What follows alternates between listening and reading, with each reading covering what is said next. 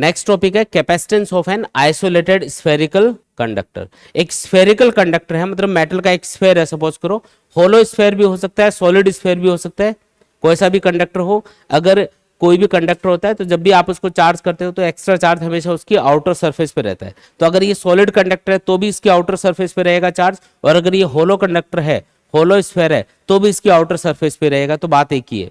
तो कोई spherical conductor हमको दिया हुआ है जिसकी रेडियस है r और इसके ऊपर चार्ज है q। हमें ये फाइंड करना है कि इसका कैपेसिटेंस कितना होगा, कैपेसिटी कितनी है, इसकी चार्ज को स्टोर करने की कैपेसिटी कितनी है। कैसे कैलकुलेट करना है? कैपेसिटेंस का formula C equal to Q upon we.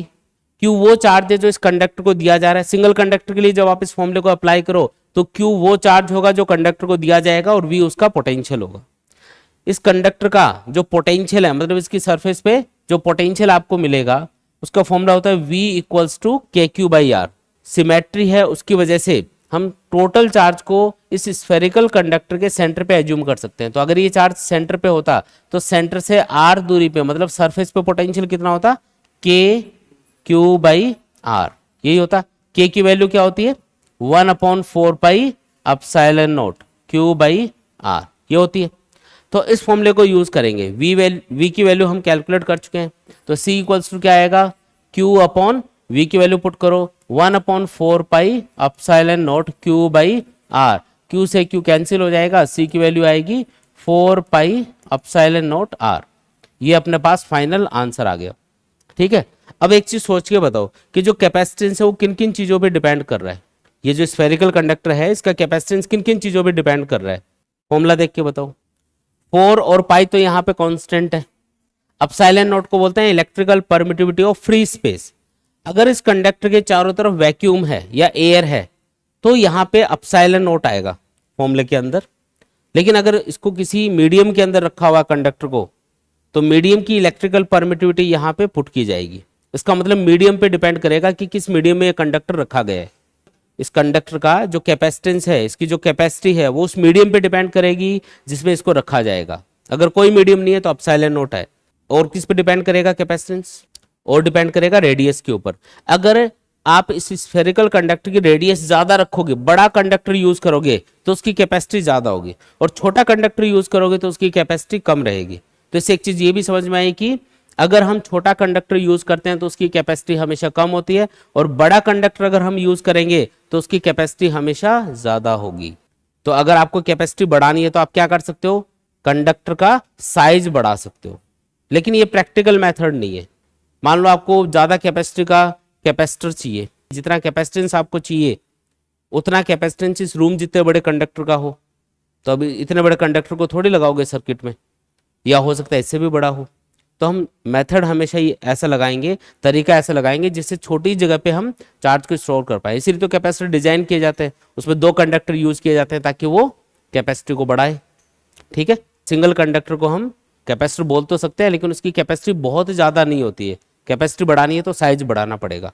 Size बढ़ाएंगे तो मटेरियल भी ज़्यादा लगेगा, स्पेस भी ज़्यादा घेरेगा वो, तो उसमें नुकसान है। अगर अर्थ का कैपेसिटेंस फाइंड करना हो, मान लो अर्थ के जितना बड़ा कोई कंडक्टर है उसका कैपेसिटेंस फाइंड करना है, तो उसका कैपेसिटेंस कितना होगा फॉर अर्थ? अर्थ की रेडियस कितनी होती है बताओ, याद है क्या आपको? 6400 किलोमीटर। तो अगर मैं इस फॉर्मूले को यूज करूं और capacitance of the earth find करूं, अर्थ की कैपेसिटी फाइंड करके देखूं कि अर्थ का कैपेसिटेंस कितना है, तो 4 पाई एप्सिलॉन नॉट की वैल्यू क्या होती है? 1/4 पाई एप्सिलॉन नॉट होता है 9 × 10⁻⁹। ये लिखा है 4 पाई एप्सिलॉन नॉट, तो ये होगा 1/9 × 10⁻⁹।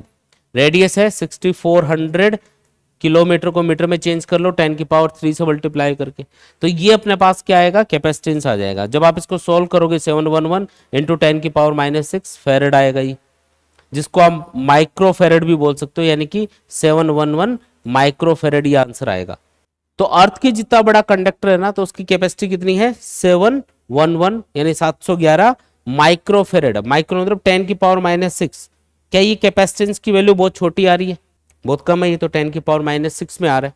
तो क्या अर्थ की कैपेसिटी बहुत कम है? ऐसा नहीं है, अर्थ की कैपेसिटी बहुत ज्यादा है।